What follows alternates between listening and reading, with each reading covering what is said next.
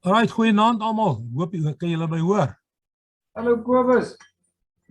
Evening Brian, welcome. Ja, jammer ek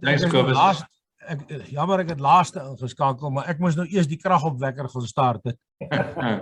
En toe wil die rekenaar, toe kom die beeld en die klank is weg. Toe moes ek nou eers weer restart en al die dinge, maar ons is daarom nou daar, gelukkig.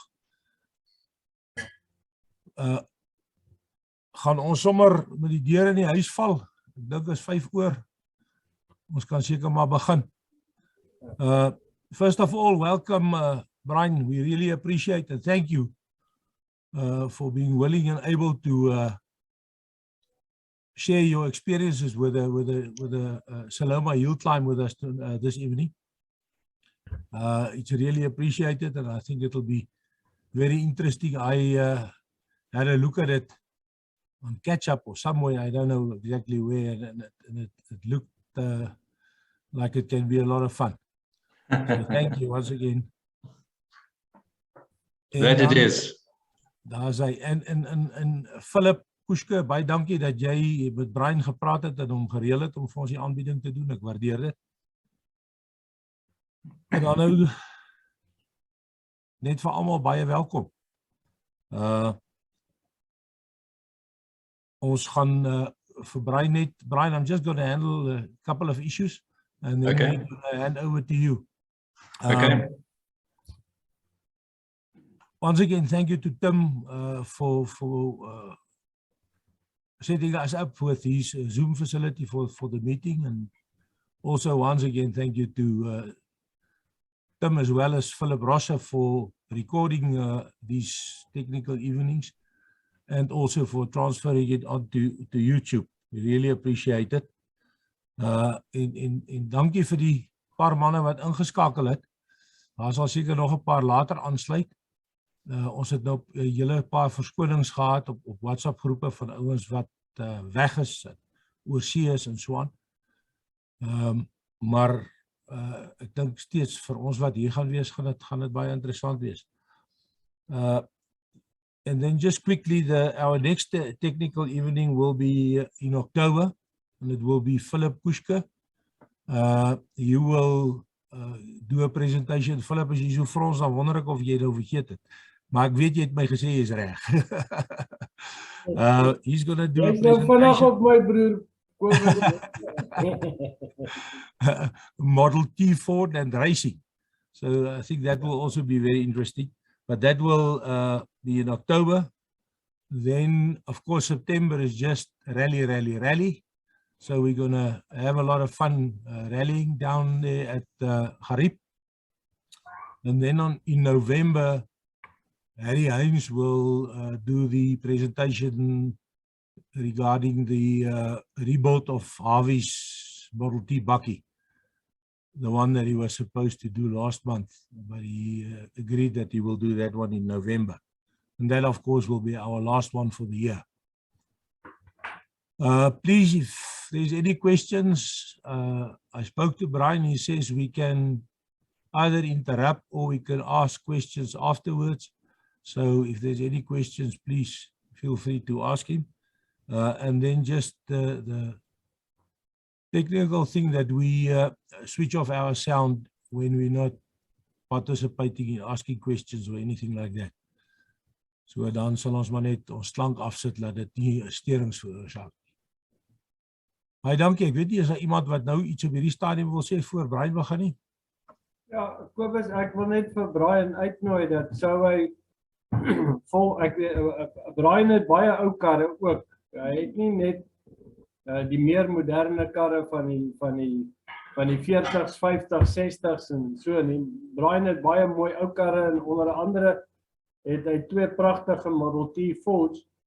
So Brian, if you would like to join us on technical evenings, you're more than welcome. Just speak to me and we'll send you a link.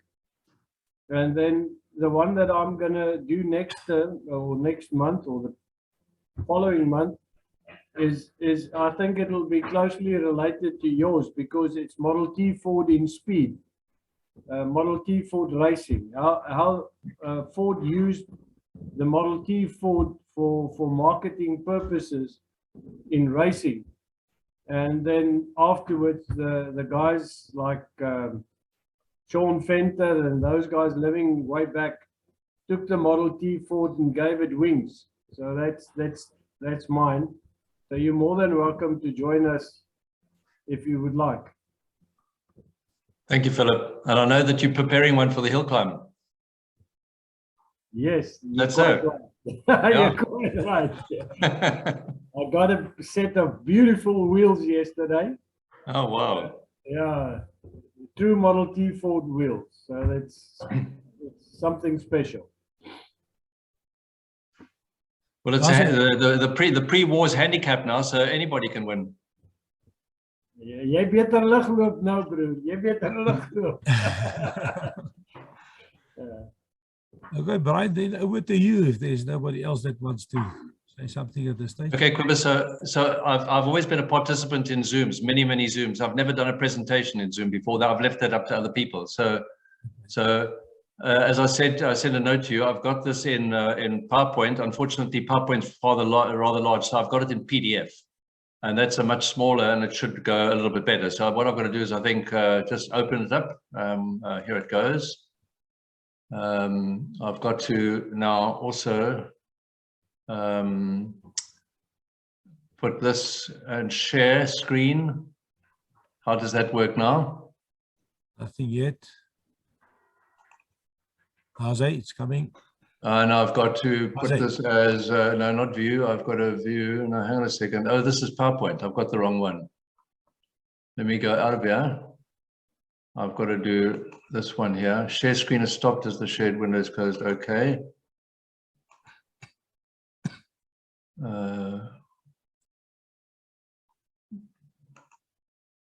Share screen. No, it wants to do my PowerPoint.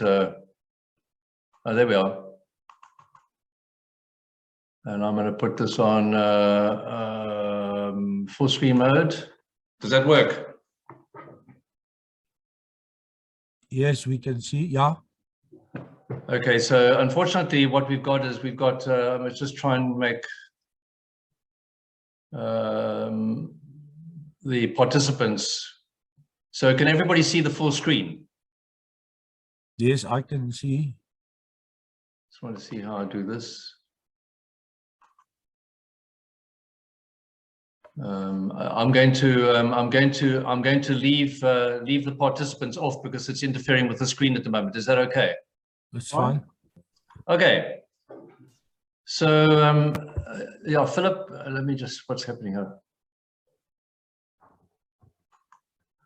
Philip asked me to share my experience with as an amateur preparing for the Hillclimb and our experiences in the Hillclimb. So I've been doing the Simola Hillclimbs since 2014 now, and I've done them in a variety of cars, and I'm going to share those cars and my experiences with you.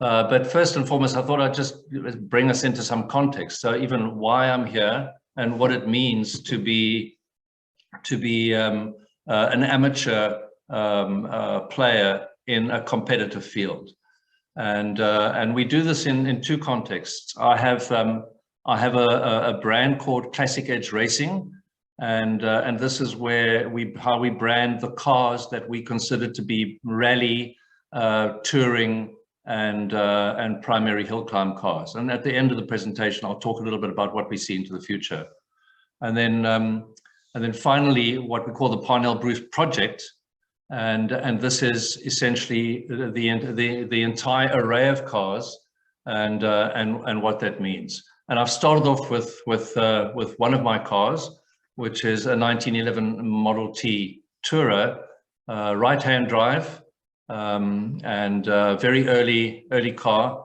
Its body number or its chassis number is around the 60,000 or thereabouts. Been in South Africa, we believe, right from the very beginning, and restored in the 1970s by Ben van Rensburg in Benoni.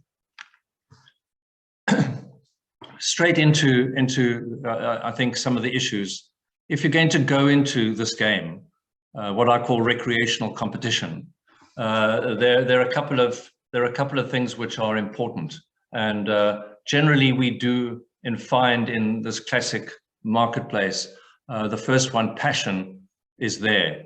Not always the case. I would say in the single mark clubs, their passion is very evident. People are very passionate about the mark that they're member, and I'm a member of many single mark clubs, mainly in the UK, because this is where I get most of my sort of technical guidance and advice from on the different marks that I've got. So passion is critical. You can't really be in this space without passion. Patience, because nothing ever happens quickly when you're dealing with classic and collectible cars. Waiting for parts from overseas can be weeks. Testing vehicles, we don't have tracks that we can go on every day. For us in the Hillclimb business here in Simola, we can only test once a year. If we found testing our cars on any of the public roads in the time between hill climbs, we'll be expelled from the next hill climb. So we have a one day a year opportunity to basically put our race cars to what I would call working test. Fortitude, because nothing ever goes the way that you really expect it to go. And breakdowns are pretty common in the classic side of racing and hill climbing. And you really have to know that this is your experience, and you get down, you try and solve the problem. And it may not be the only problem, but it's the problem you've experienced, and hopefully things are going to work the next time you go around. Resilience is probably one of the most important, because it can be very depressing at times. And we have to ask ourselves the question all the time, why are we doing this? Because not unlike at Simola, where we have the classic car Friday and then the King of the Hill on Saturday and Sunday, and the primary objective of King of the Hill is to win your class, and if you've got the fastest cars, to win the King of the Hill title. It's not quite the same in Classic Car Friday. And this has been refined over the past few years, whereas we did have what I would call modern modified cars in classic guise racing on Classic Car Friday, and generally if they didn't break down, they won. For the first time this year, the rules have been changed, and Simola's getting to the point, where they are shifting non-classic or non-genuine classic cars into the King of the Hill weekend, and this is good for us. And it's at this particular year was probably the best Classic Car Friday that we've had. And I'll talk a little bit more about those rules later on. And finally, in this human context, you have to have a view of the future.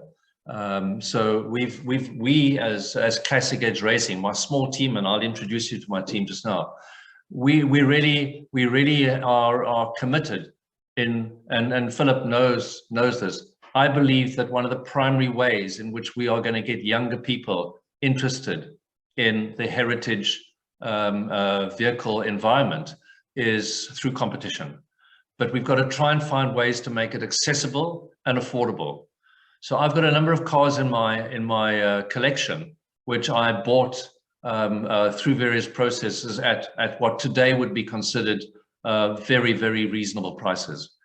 We've got them functional and working without breaking the bank, so that we can pass these cars on to hopefully younger enthusiasts for whom they will be affordable entry-level vehicles into the classic car space. And that's part of our vision. And on top of that, we are working at creating some form of skills development, formal skills development, borrowing from the Heritage Skills Academy in the UK, where they now have 2 artisanship programs in that Skills Academy, one for the mechanical, electrical side of heritage vehicle preservation, and the other artisan qualification in body and trim. And we're hoping to be able to bring this curriculum into the South African, but we can only do it if we have corporate support. We cannot do this any other way. So we've got a program in place to engage the South African automotive industry to see if we can't convince them that they have a responsibility to participate in creating a broader level of skills development that looks after the sort of heritage or post warranty period of motor cars. And then finally, you cannot collect cars and race cars unless you've got a workshop, unless you've got storage space, unless you've got equipment, unless you've got a skills team and somebody with the finance. Finance comes in many ways, either from individuals who have the money, or it comes from some form of sponsorship. And all of those in different degrees are important. The most important being the skills team, not necessarily full-time, but certainly accessible. And we've spent a lot of time here in Knysna, George, and the other areas trying to identify individuals who can step in and help us through some of the problems that we discover with our cars. So this is what the Parnell Bruce project is based on, is that and just something about Parnell Bruce and myself. So Bruce is my surname, Parnell is my mother's maiden name. And my father, I grew up in Ford. I was born into a Ford family, and my father spent all his life after the Second World War working at Ford. Started off on the production line. He trained in the UK, first of all in agriculture, then he joined the RAF in the 1930s, and he trained as an aircraft mechanic, air navigator, and an air gunner, and ultimately was seconded out to the South African Air Force as into 42 and 43 Air School as an instructor for South African pilots and aircraftmen who were going into the war zone. And Parnell, my mother's maiden name is Parnell. Her father was a motorcycle mechanic, born in London, came out to South Africa in 1912, set up shop in Port Elizabeth as a motorcycle mechanic and salesman, joined what was then Pioneer Motors or Universal Motors in 1914, and during the 1920s got into the management and leadership team of Pioneer Motors, and the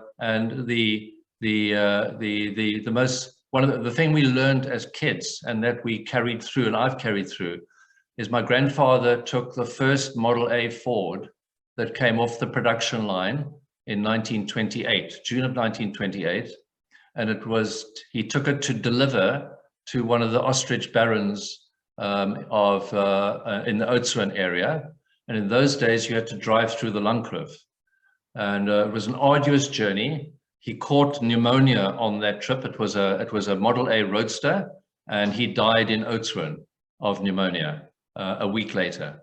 So that story of the Model A and my father, my grandfather, in fact, has been part of family history. So one of the first cars I bought in my post-retirement period was a Model A, and so I consider him also a pioneer of the automotive industry in South Africa. So heritage is a very interesting issue. This is a quotation that I've actually developed. It's issue things. Heritage is that which is of such importance from our past that we choose to take it into our care in the present to protect and preserve for the future. We do not own heritage. We are just caretakers. We do what we can to ensure that it's fit to go forward into the future. So for the first car that I'm identifying here, this is I guess my Ford pedigree, this 1917 Ford Model T runabout. It's very, very original. It was in a single family from 1922 to 1996. Spent many years in the Hillclimb Museum. When that was closed down, it went to an individual that I bought it from.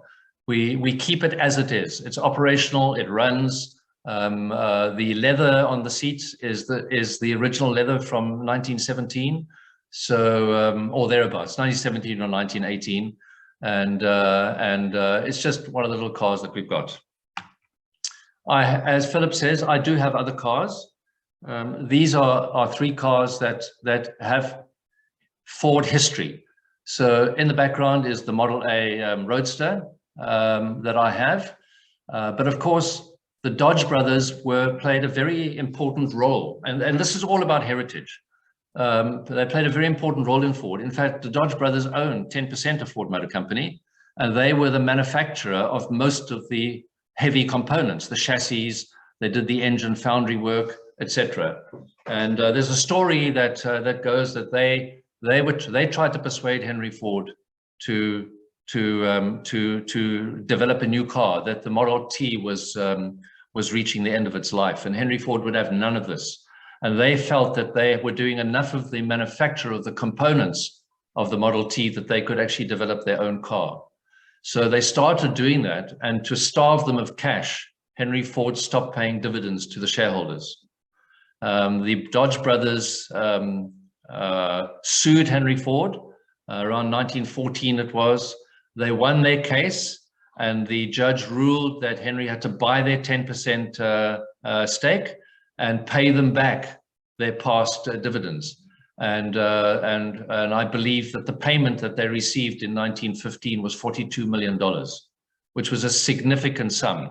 And with that, they of course developed Dodge Brothers, which made very solid cars. This is a 1927 Dodge. They both died in 1922.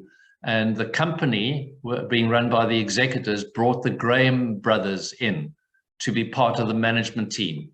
And the Graham brothers, who had previously converted Model T Fords into trucks, and that was their business. And they started then developing their own chassis, etc. They went into Dodge, and they then formed their own new company, Graham Page, in 1927, when Dodge Brothers was bought out by Chrysler. So there's a long history between these three cars as part of the development of Ford during the period of the Model Ts. I have another very special Ford, which is a Jensen Ford. This is a car built in a 1935 flathead V8 chassis, type 18, model 18. The Jensen brothers were new they'd bought this company, W.J. Smith, in 1934 from the estate of their employer. They renamed it Jensen Ford, and they wanted to go into production.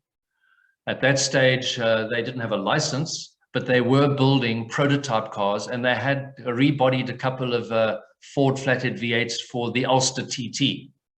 And they did a deal with Edsel Ford, and who gave them access to 20 Model 18 chassis and engines.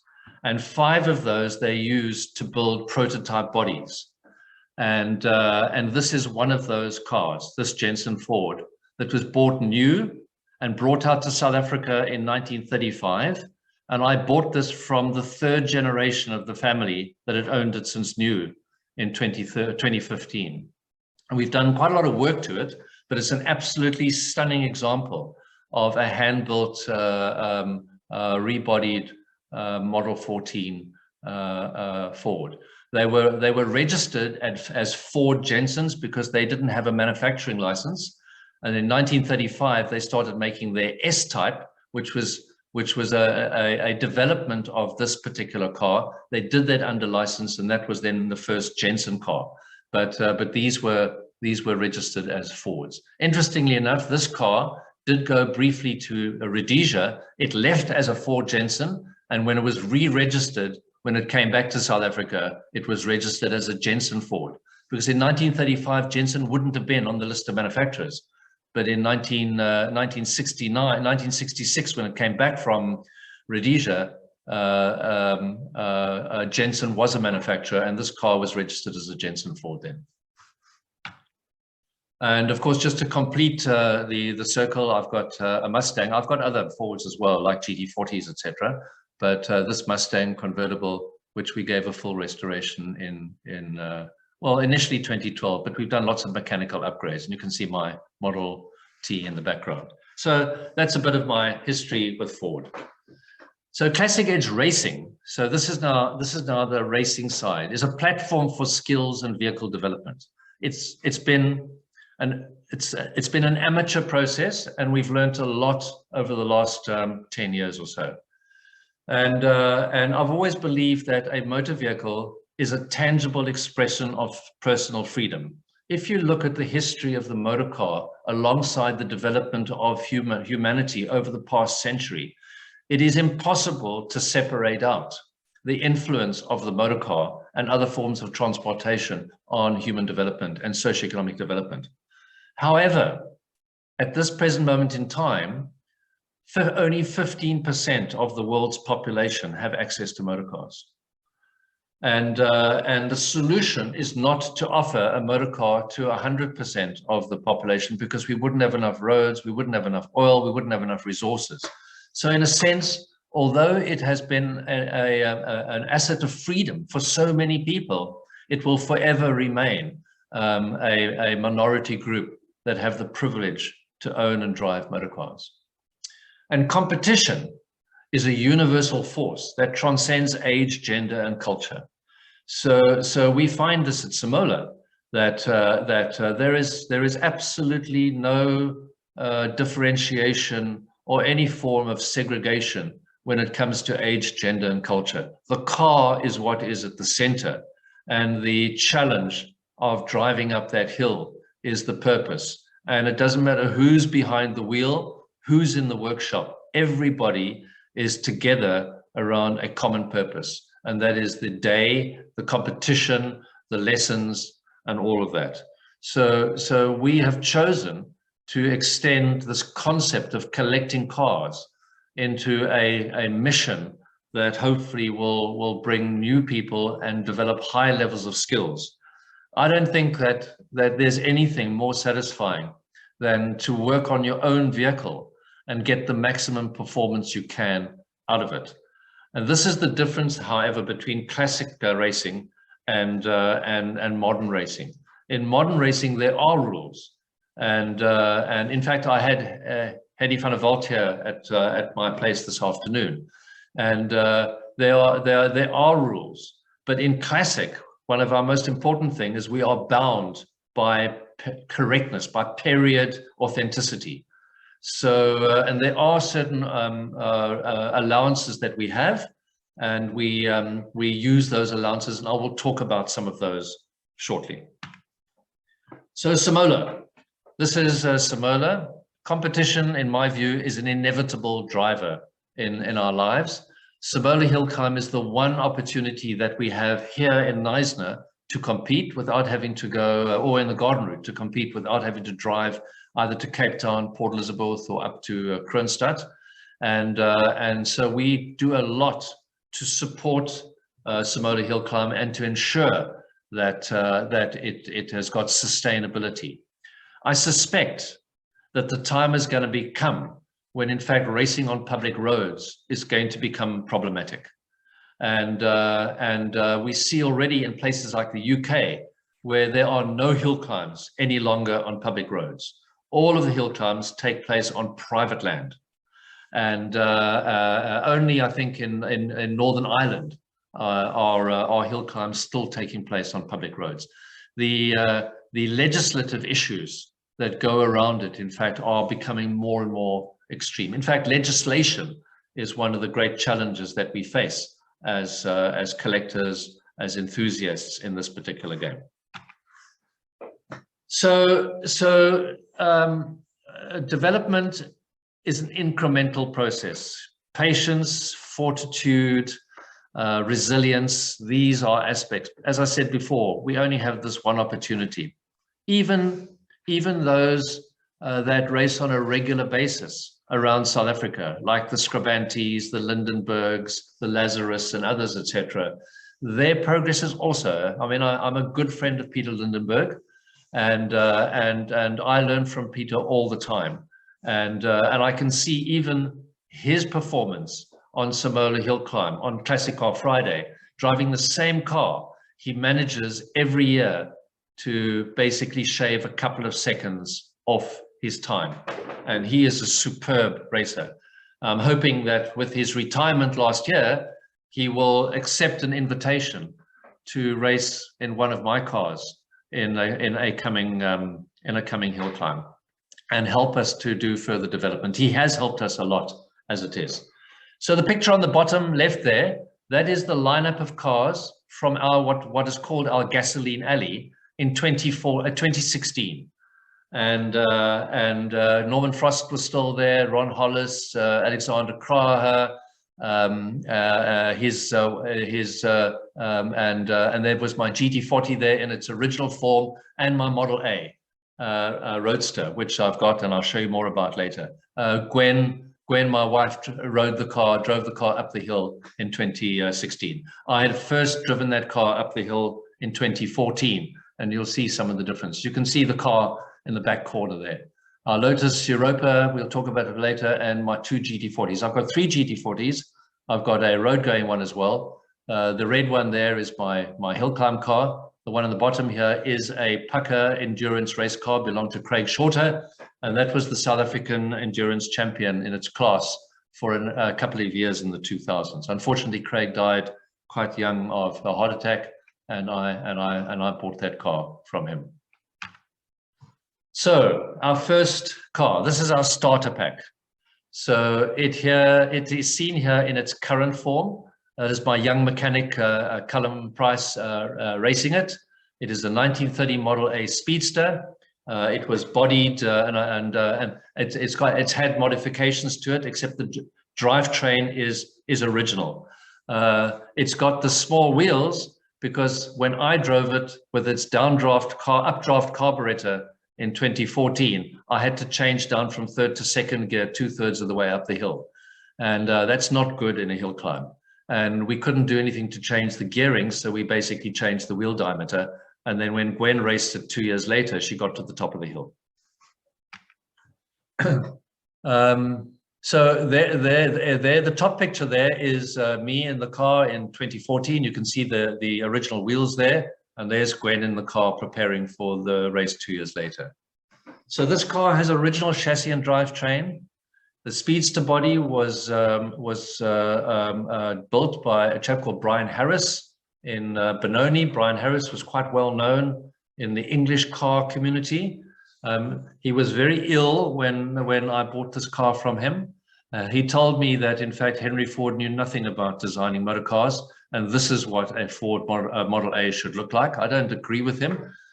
In fact, it's quite heavy. It's made of solid steel. I think it could have been made lighter than that. I acquired this car in June of 2012. We commissioned it in May 2013. It had never been commissioned. We had to do a fair amount of work. As I said, it's got a standard engine, gearbox, drive train arrangement. I did the 2014 hill climb. My best time was 110 seconds. I came third. And that was having to change gear on every one of the 3 practice laps and the 3 qualifying laps. And I got all the way into the final. And the reason for that is that in the pre-war class, a lot of cars basically drop out during the race, but this one stayed the pace. 2 years later, Gwen drove the car. Unfortunately, we had fuel supply problems. By that stage, we put the smaller wheels. The car was going faster, and I think there was a mismatch between supply of fuel and the consumption of fuel. So we couldn't continue. There was an error. I was driving my GT40, and it was rather harrowing for me to worry about Gwen driving up the hill in this car while I was driving the GT40. It so happens that I had an accident in my GT40 that year, and we'll talk about that later. So we did improve fuel delivery for reliability, and Callum Price then drove the car for the first time in 2019, and he came fourth at 102 seconds. And then last year, we fitted a Rochester V8 carburetor from a flathead V8, and Gwen's son, Gero, he drove the car for his first time, and he came fourth at 91 seconds. I think if Callum or I had driven that car, or Gwen, by the way, had driven a car, we would have probably been in the 80s or thereabout, which is a pretty good showing for a Model A. This is the second car that we prepared for the hill climb. This is a replica GT40. This is a KCC chassis.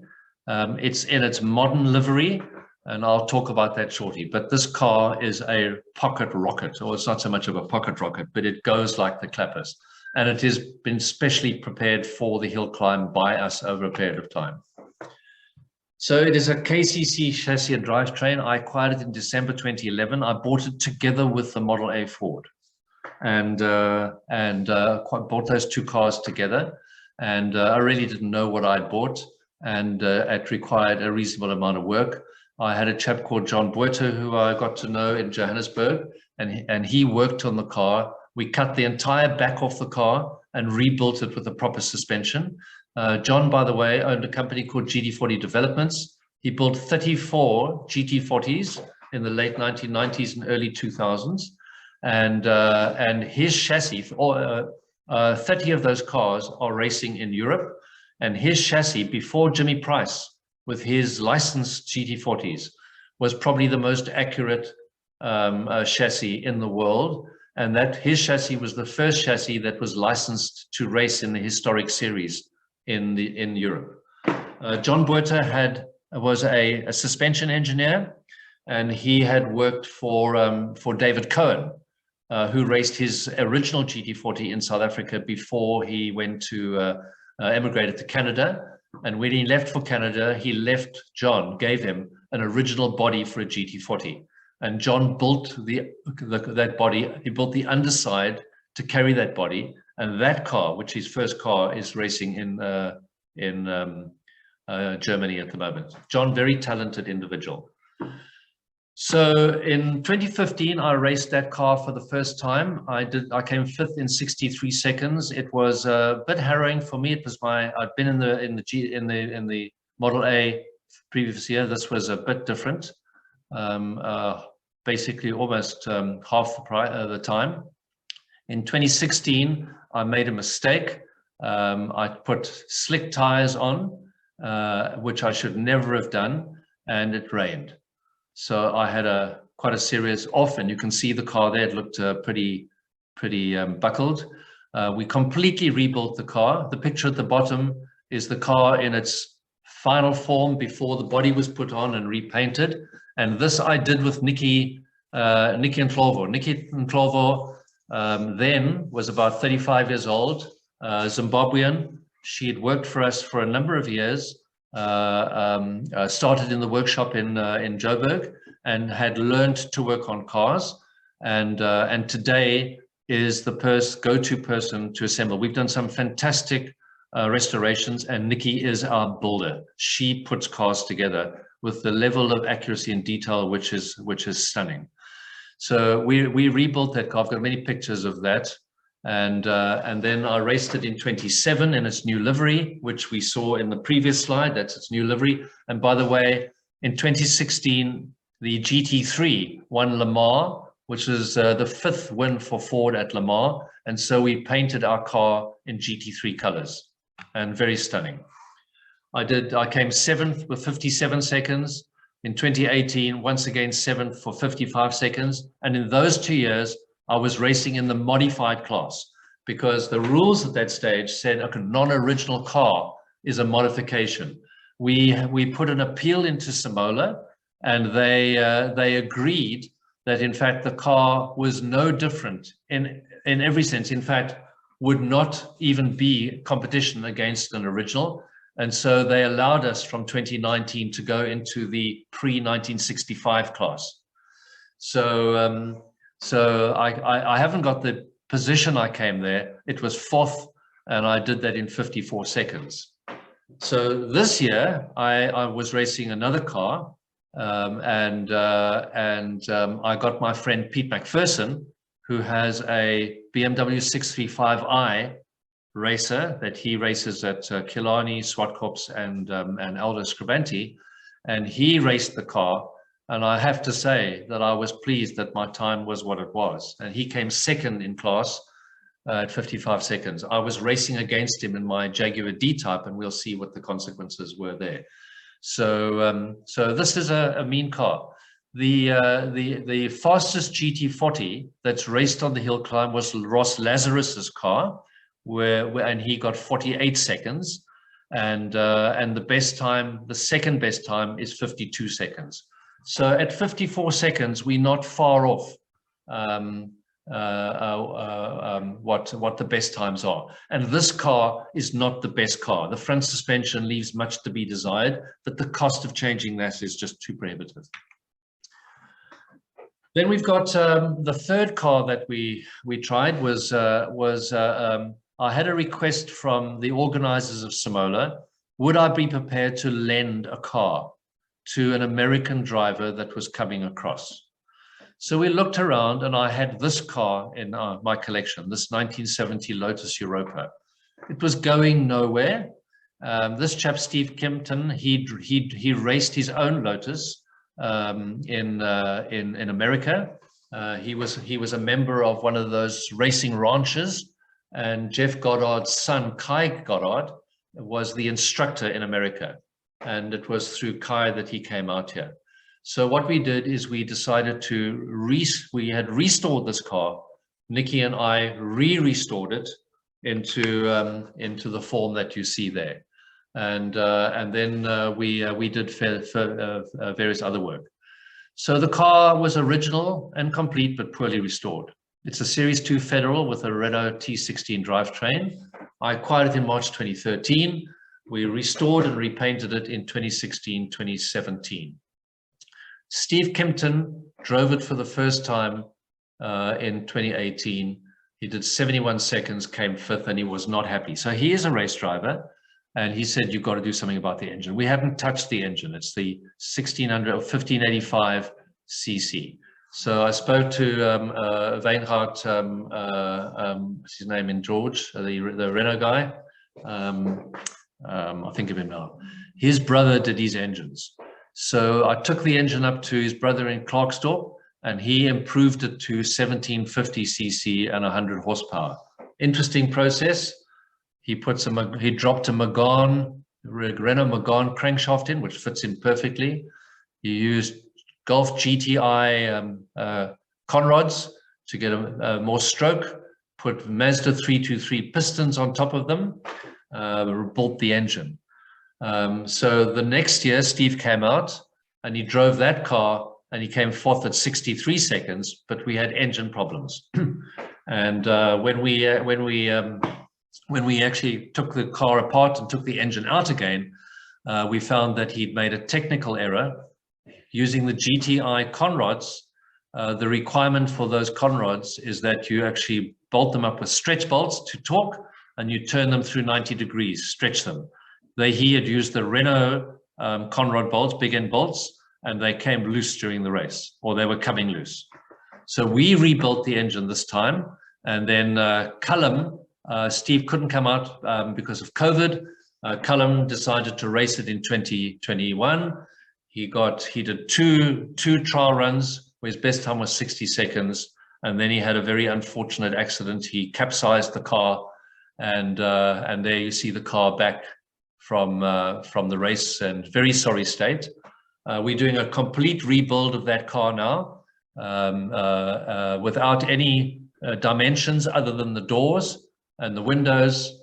We've now got the roof back on, the windscreen in. All the rest of the car is complete. We're just trying to get finishing touches to it, and then we'll repaint it, and we will rebuild a much better car than we had before.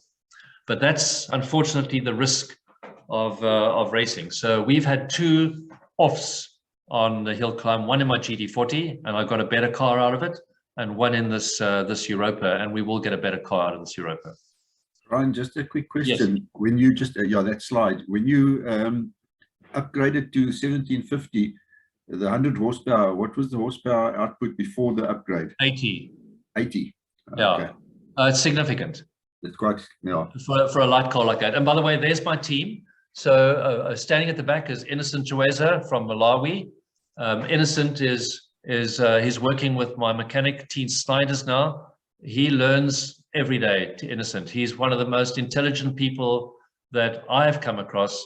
Limited education coming from Malawi, but nevertheless, he's largely rebuilt a Daimler Dart that we've got. I'm going to show you a little later. And they all help each other. Each of them have got their own jobs. And there's Nikki in the middle, doing her work inside the car, and young Cullum Price at the bottom there. That's our team. We've done most of the work on our cars, just the three of them plus myself. So I've had this car for a while. This is our Jaguar D-Type replica, and it really is just a most beautiful car. I had never intended to drive it up the hill, but after 5 years doing the GT40, I felt it was time to do something. So we've done a lot of work to this car, and we've got to where it is now. So it was developed and built by Realm Engineering in the UK. 1986 it was commissioned. It's got an Adrian Reynard designed chassis and a full Jaguar suspension and drivetrain. It is in fact registered as a Jaguar because in those days it would have been considered to be a rebodied car. It was imported into South Africa in 1992. Its owner, who had done short track racing in the UK, retired to South Africa and brought the car with him. It lay dormant for a long time, and it was in a showroom of a friend of mine, Alex Saunders, and I acquired it from him in November 2012. We set about a few years later, we did a complete suspension overhaul. Cullum did that, and we basically had a spare engine which had been supposedly rebuilt, and we put that in 2018. However, when we trialed the car, we discovered that there were problems. So then we redid the engine, rebuilt the engine ourselves this time using Ron Hollis next door. We substantially improved the cooling in 2020, and I took it racing in 2021, and I came 6th in 64 seconds, which is about the same, which is slower than the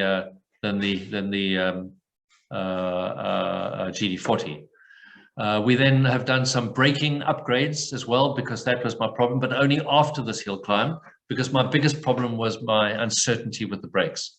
So I did 64 seconds again in 2022.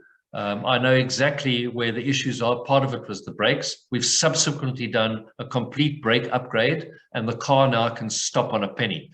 So I would have more confidence going into the corners, or certainly the one corner, when I race this next year. But you can see the extent of work there. We stripped this car down to its basics to rebuild it again, and that's just done by this little team. And by the way, I raced in the same class as my GT40, and it was Peter McPherson in the GT40 that came second. Ryan, Yes. As jy sê dit is 'n D-type replica, why a replica? Because original D-types are different. It's not an original car. It's Jaguar, but it's built by Realm Engineering. It is a replica.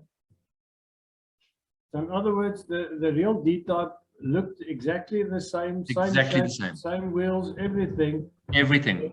But it's not out of the factory. Not out of the factory.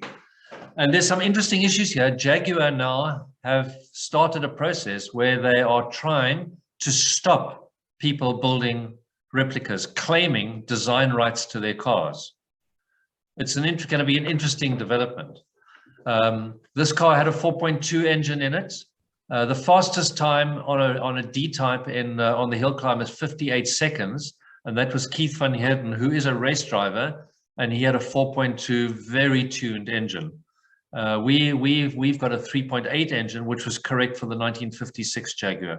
So this is a copy of the Le Mans winning Jaguar D-type in 1956. It's a beautiful car, and we've done a lot of work on the cooling system as well.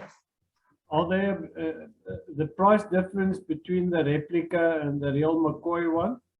I would say this car is probably maxed 750 and a 750,000 Rand. An original is probably £3.5 to £4 million at the moment. Sure. Which is 70 to 80 million Rand. Big difference. Yeah, groot verskil. Yeah. Okay, then we've got this little car here, which presented us with a conundrum.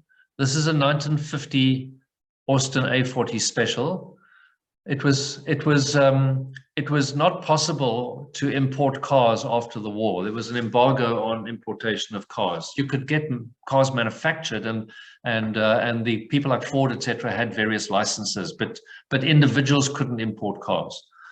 Roddy Turner was a well-known racing driver in South Africa, and he decided to build himself a single-seater for the racing seasons from 1950 onwards. And I'm told by people who knew him, he only died about 3 years ago at the age of 96, that he had very little technical ability, but he was a stunning driver. So he would have got a friend or a colleague to help him with some of the detailing. And I'll show you some of the detailing shortly. And he built this car, which debuted in the 1953 season. It's on A40 mechanicals from the 1940s. It raced for a few seasons. It's in different livery, been part of the historic racing circuit over many years. John Banks, who's quite well known in racing circles, raced this car in the 1970s. It then ended up being owned by Brian Tyler, who passed away recently, Tin Snips Tyler as he was called, and he did some unacceptable modifications to the car. So one of the design feature of this car is that Roddy wanted a lower center of gravity.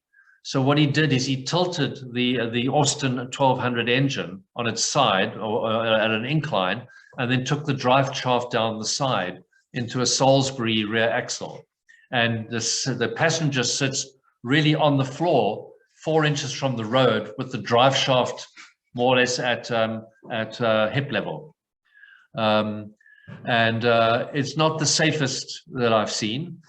And what Brian Tyler did, he put a 1275 A series engine in and an Escort gearbox. And this car then languished. It just couldn't go anywhere. It was bought by my friend Keith van Heerden, and then Keith often ran out of money. So I bought this car from him to take it back to original. We spent quite a bit of money finding an A40 engine, Devon, and the car, which got down from KwaZulu-Natal. And by that stage, we were talking to the organizers of the Hillclimb to try and get the pre-war class handicapped, because of the vast range of different types of cars in that particular class. Eventually, they agreed to this. And when they agreed to that, I approached them and asked them if I could enter this car in the pre-war class, or the pre-1950 class. I think that's the way we tried to call it. They did come back to me and they said, okay, as all the mechanicals for this car are pre-war and immediate post-war, we will allow you to enter this car. The regulations allow you to have an engine upgrade that is no younger than 10 years. So they set the age at 46. So I could find a replacement engine for this car up to 56. The replacement engine for the Austin 1200 engine is the B series, which went into the Riley, Wolseley, and the MGA.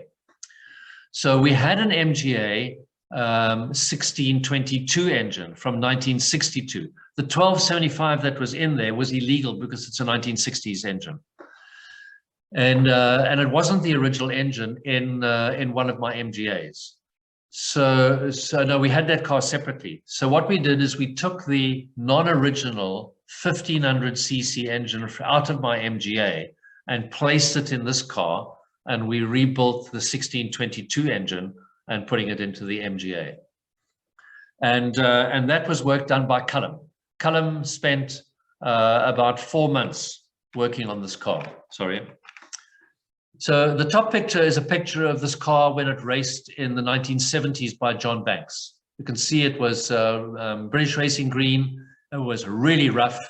It had that little top end of the A40 grille in the front, which Brian Tyler had chopped off. because he wanted more air into the cooling. We then decided to rebuild the car. Same body, same everything, just new suspension, and we fitted this engine in. If you look at that engine, we didn't tilt it. We've slightly, it goes from left to right at a slight angle, which enables us to get the gearbox in next to the driver and the drive shaft connecting into the drive shaft. And you can see right at the back there how the drive shaft is offset onto the right hand side or the left hand side of the picture. And that all worked. And we upgraded the cooling system, and we put the car together. And there's the car in the pits next to my GT40, ready to race in the Hillclimb in 2022. And Callum raced it up the hill untried. We had no time. That car was finished the night before the Hillclimb. And he came second at 63 seconds in the pre-war class. Wonderful experience that. And the car is completely and totally authenticated and scrutinized, and is a what would I call it? A genuine, acceptable, class correct car with that 1500 upgrade on the 1200cc engine. Wonderful experience. So we've got a few fettling things to do on it because we really put it together fairly quickly, and it'll be ready again for next year's Hillclimb. So that's our Hillclimb stuff. I'm just going to go quickly through other things that we do. So we also prepare cars for tours and rallies.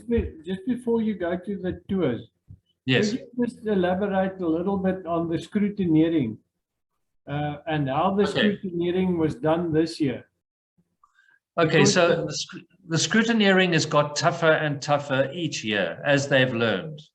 And particularly now when we do not have a title sponsor, the Speed Festival have made the decision that they need to get tighter on this.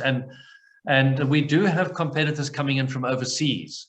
And there has been some discussion around the lax aspect of scrutineering. So for instance, Scribanti was banned from Classic Car Friday because he entered a car that in fact was illegal. It had an engine upgrade that in fact took it outside of the allowable time period. So this year was the first time that we've seen this happen, and it's made the competition much better. We used to have supercharged Mustangs racing against where the body was correct and the car essentially was correct, but the upgrades in fact were way beyond what one would call reasonable. If you want to race a modified car, then you have to go into the various classes of the King of the Hill race, where you will get put into the class that best suits the car that you've got. Here in Classic Car Friday, we're working in period classes. So it's pre-war, pre-1965, pre-1975, nothing older than 1990, single-seaters, race cars, and modified saloons. And then So there is an honesty required in Classic Car Friday. So they don't check on our cars, although they could do. But for this car, we went and got permissions to do all the things that we wanted to do to the car before we did the build, so that we could be certain that we were going to be allowed to race. So the key things are safety. So there are a number of safety criteria that they look at. Now, many cases we don't have seatbelts. We have to sign off indemnities. But we are here. We have put seatbelts in this car. Roll cages are not a requirement for cars that didn't have them or didn't have them in their period. I think, in fact, it would be difficult for me to contemplate a roll cage on the D-type, but we have put a roll cage on this car. And so there are these safety issues that we really have spent most of our time on, and period correctness. I mean, tires. You can't have slick or semi-slick tires when they were not part of the racing period that you are the class you're in. So it is getting stricter, and we expect it to get more so in the future. And then Brian, if you could just explain the timing, how the timing works. For the handicap. Yeah, the handicap. Okay, so all of the cars, most of the cars that were entered had raced before. So we had a baseline. There are various ways to do handicapping. FIFA or FIA have quite a complicated handicapping system which is under development at the moment. It requires a lot of detailed analysis of engine capacity, gearbox ratios, diff ratios, etc. And I think it's probably the way that it's going to go into the future.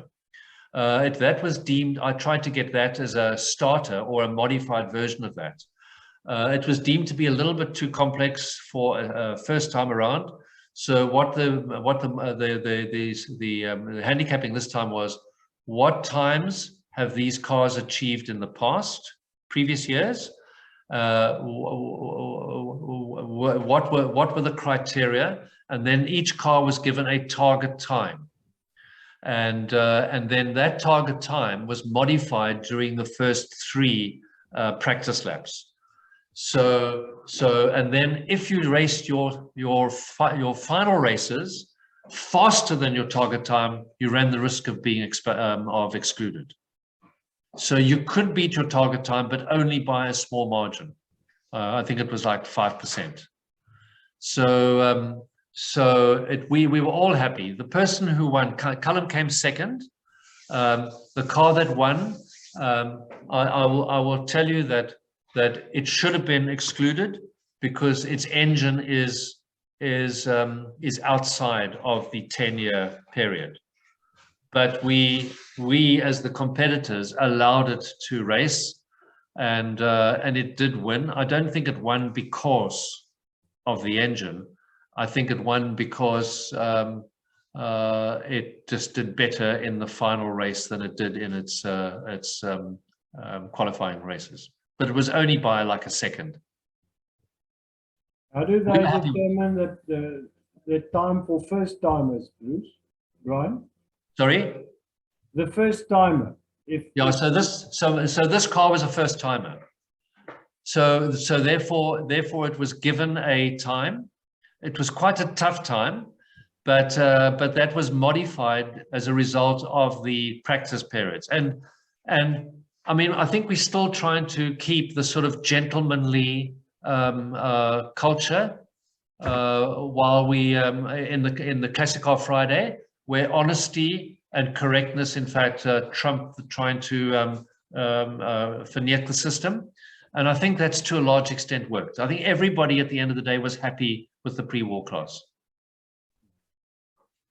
So Callum started with a target of 1 minute, and he ended up with a target of 1 minute and 3 seconds, and he achieved 1 minute and 3 seconds. And it's the one who beats their target by the most within a outer limit of 5%. And when you're racing up the hill, you do not know what your time is. So it's very, very difficult to jip over it. It worked. Okay, can I go on just quickly?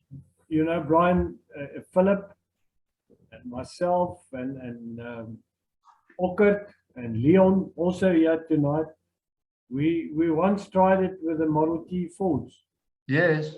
And by doing it with the Model T Ford, I really realized how steep the Simola Hillclimb really is. It's unreal. It is. Yeah. It's 190 meters. Sure. And what's the best? I'm with my Rochester V8 carburetor. I'm going to try it with the bigger wheels, because technically all we've got with the smaller wheels is 8 seconds.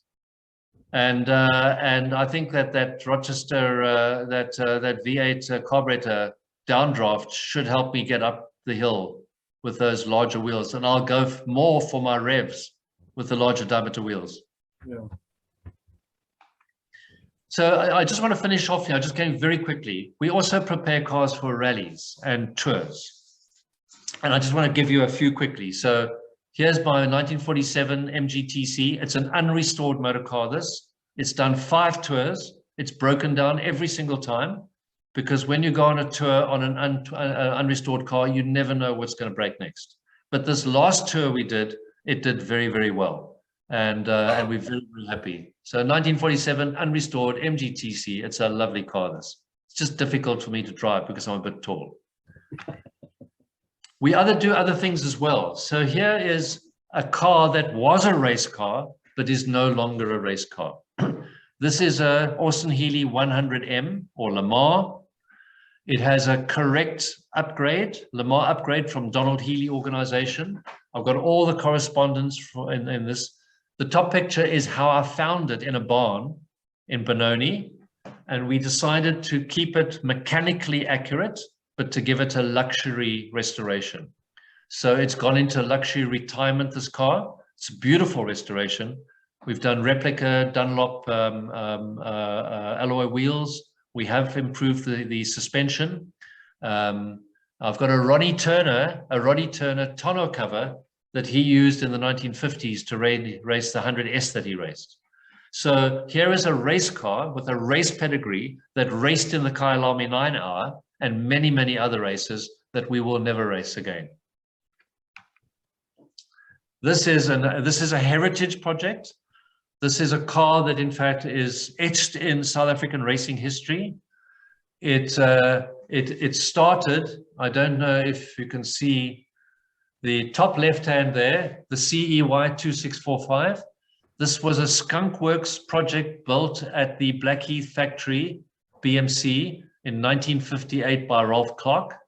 It's a Healey chassis, a spare Healey chassis with a glass fiber body that has the front of an AC and the rear of a Healey. And they developed this project as a Skunk Works project, and it raced at Killarney a couple of times with an MGA engine in it. And then Ralph was instructed by the management of BMC to destroy the car because they couldn't afford to have market confusion. It just so happened that at that stage, a guy called John Hanning, who was an American but lived in South Africa, and his wife Hazel, who was his racing mechanic, he had bought Billy Mills's Aston Martin Ulster, 1936 Ulster in 1954. And Billy had raced that car into the ground with various engines. Started with a 4-cylinder Aston Martin engine. At various times had a Nash straight 8 and a Studebaker V8 in it. And when John Hanning bought the car, he put a Austin Healey C series engine, which was the straight 6 engine in it. He raced that car. He called it the Austin Martin rather than the Aston Martin. That car eventually he sold because it wasn't competitive, and he was looking around for a new race car. And that was the time that Ralph Clark was about to destroy this Healey Special. So a deal was done, and the car was slipped across to John Hanning. John Hanning took the body off, took all the infrastructure off, just had the 2 rails, and built himself the car on the top right-hand side there with a hand-built aluminium Maserati 250F body. And he qualified. He entered for the 6th South African Grand Prix in January 1960. He qualified, he raced, and he was placed in that Grand Prix. The only Healey chassis car ever to race in a Grand Prix, single-seater. He then thought that the engine needed some work, so he found a scrap 3.4-liter Jaguar straight 6. You can see the engine in the car at the bottom there. And he put that into that car. He qualified, raced, and was placed in the 7th South African Grand Prix in December 1960. By that stage, South Africa, which was racing Formula Libra at the time, became part of FIA. And the Grand Prix in South Africa, from then on, had a limitation of 1500 cc in the engines. So John effectively got rid of the car.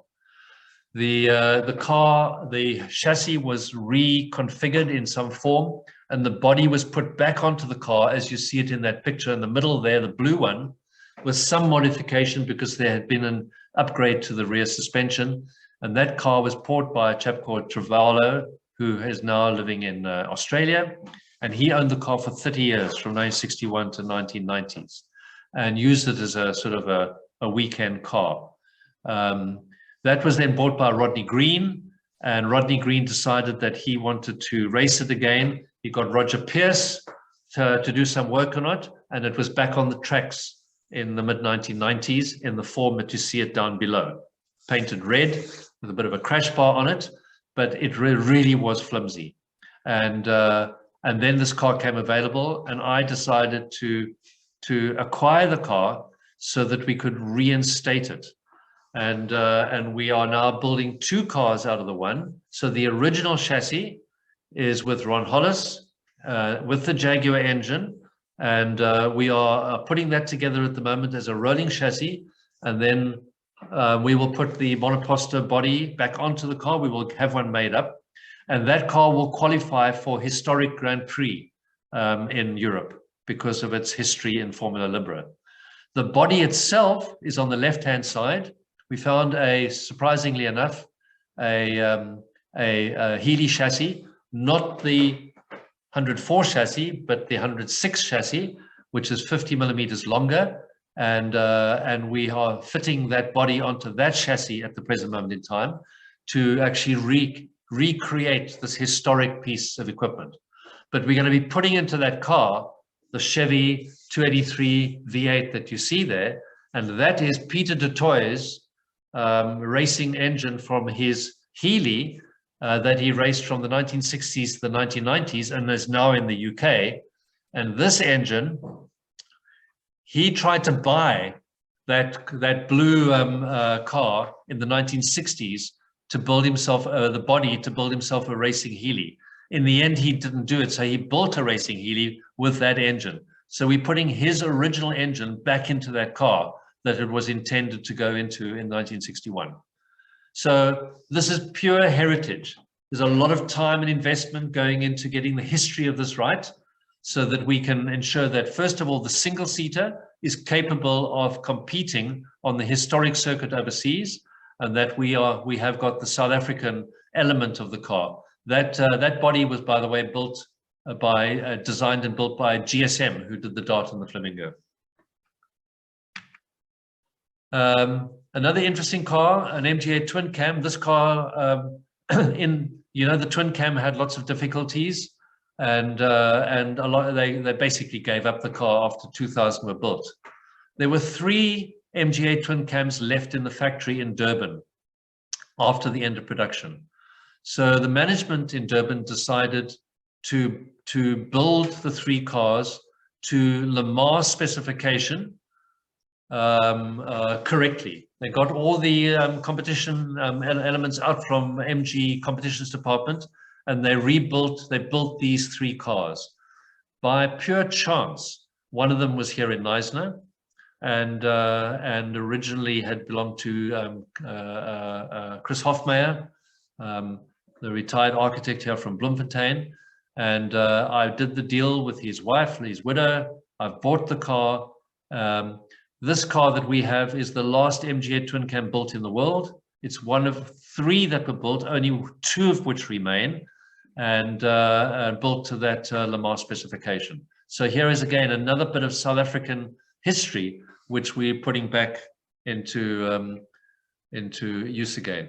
Interestingly enough, 3 months after I bought this car from Corrie Hofmeyer, her house and garage was burnt down in the fire of 2017. This car would have gone. Finally, Daimler Dart. This is a car that we should never have bought, which we have. This innocent has done an enormous amount of work on in his own. We've commissioned this car yesterday. It goes like a rocket. It's got the Daimler 2.5 V8 engine in it. And our plan now is to make this car into a hill climb car. And we've got a spare engine, actually the original engine that comes off the chassis. And we're probably going to rebuild the spare engine to racing spec and install it in this car, because it's so expensive to restore these cars and they really don't have value. And for those of you who know, those wheels are the original Tiger Wheel and Tire wheels, the steel rim with the bolted in alloy center. That's it. That's everything I have to say for you today, except for questions. Brian, thank you very much. That's very, very interesting. Any questions, guys, please? I know it's a long time. I hope it hasn't been too long. No, it's been fine. It's very interesting. Tell me, what's the distance of that track, Brian, of the hill climb? You're muted. You muted, we couldn't hear you. It's 1.9 kilometers. Okay, thanks. Enige ander vrae daar? So I've got a property at the Crags, and if we can get permission, certainly I want to put a driving track there, and I'm hoping to be able to make part of it into a hill climb. Overseas, hill climbs rarely go more than 60 meters in height, and they're anything between 1 and 1.2 kilometers in length. The critical thing is to have some technical challenge, like a hairpin bend. The Simola is just an uphill dash. It's a drag race uphill with a few corners. Okay. Kobus, as jy ooit die geleentheid kry, moet jy regtig Simola toe gaan en daai opdraande gaan ry. Oh.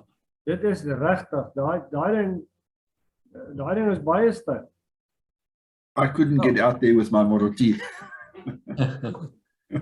Wat ja, wat as 1.9 kilometer lank en hy klim 190 meter. Ja, daaromtrent. Ek dink miskien 160, ek dink. Okay.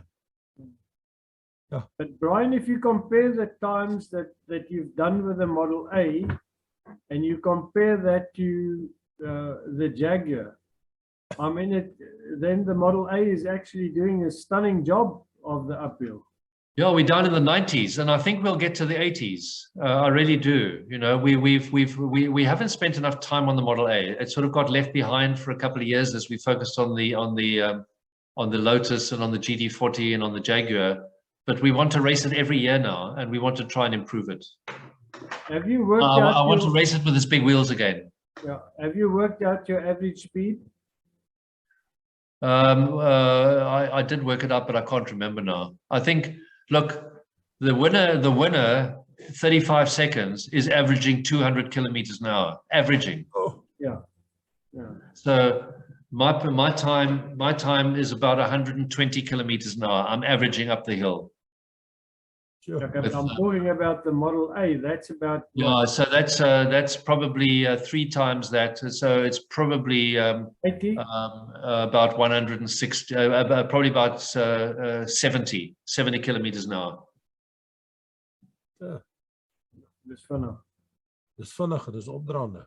Ja. Sean, julle wat die vinnige goed bou, wat sê jy van die Hillclimb? Ek sou nogal like om daar te gaan ry 'n bietjie.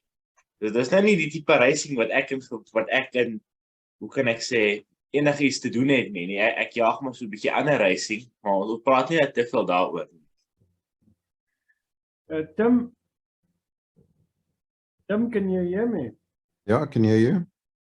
Is that something Brian Tim het doen ook historic racing, maar meer track racing? Is there something that you would try and do the Simola Hillclimb with, or you're not interested in it, Tim?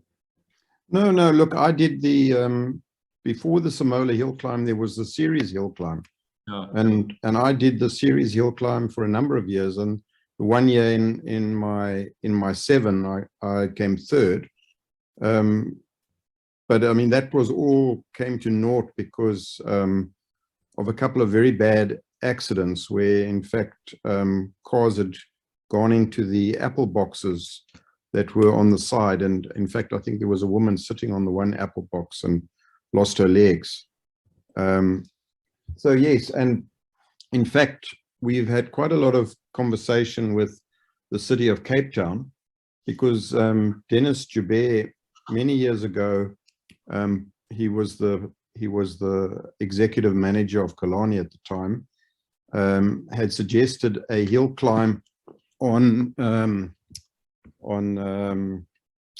Duval Drive, and in fact,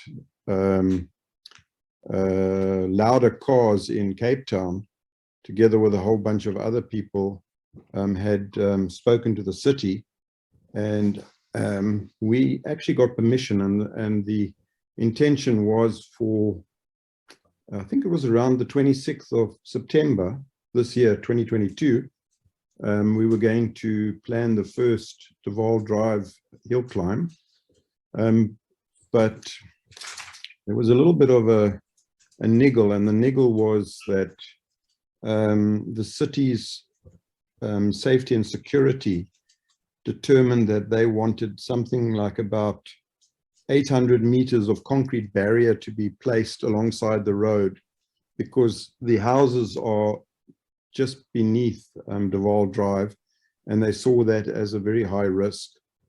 And the intention was to get the concrete barriers from the what was that, the A1GP in Durban. They had a lot of the concrete barriers left, but the problem was getting the concrete barriers from Durban to Cape Town.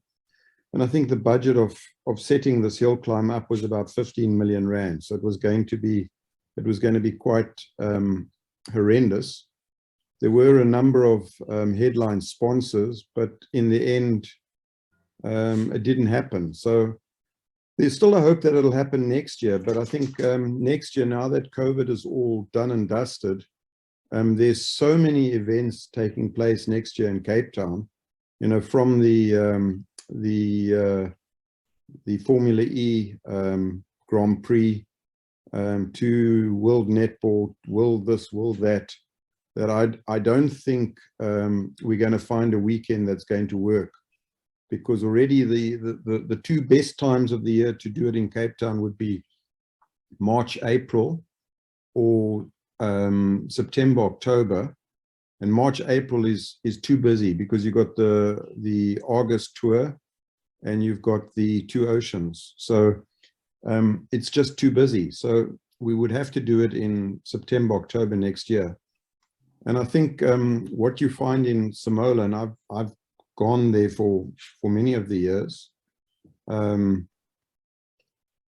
that is that I think they've just got there's just a wonderful vibe about it. So it's just become an institution. So I don't think you're going to replace Simola easily, but I would really like to see another 1 or 2 hill climbs somewhere. I mean, we've got a wonderful country. There must be places you can do a hill climb. I agree with Tim. In fact, between Rod Green and myself and a few others, we really would like to see a hill climb series, and particularly if we can encourage young people to participate. And yeah, but it's my sense is the only way this is going to happen in any meaningful way is if we're off the public space and into private environments. So your sponsorship has to go into setting up the infrastructure. You know, the big problem we have in Cape Town is, you know, you make the comment about Simola being really a sort of a uphill drag. The problem that we have in Cape Town is that the illegal drags is just such a problem for the city of Cape Town. So the relationship between us as sort of petrol heads and the city has grown dramatically in, I would say, probably the last 2 years since I started the lease renewal for Kalani. And that is that the mayor is desperately trying to get the illegal drags off the public roads because of accidents and the disruption it creates. And having a hill climb, like for example, the Duval Drive hill climb, would be a wonderful outlet for what they commonly call the E36 BMWs and all these cars that have become sort of cult cars in the illegal dragging area, and allowing them the freedom to participate in something which, you know, is now legal and gives them the thrill that they're looking for normally in the middle of the night in some suburb. So, you know, I'm still very positive that it's not only going to have an impact on us petrol heads who enjoy this thing, but that you'd be able to change the demographics of motorsport in South Africa quite dramatically, because all of these people are outside mainstream, and the only way you're going to broaden participation is to allow drags spinning and drifting, which quite frankly I don't understand at all, but it has a huge following in Cape Town, and giving them some sort of mainstream outlet, because they spend huge amounts of money on their cars and they just don't have anywhere to apply their trade. I agree.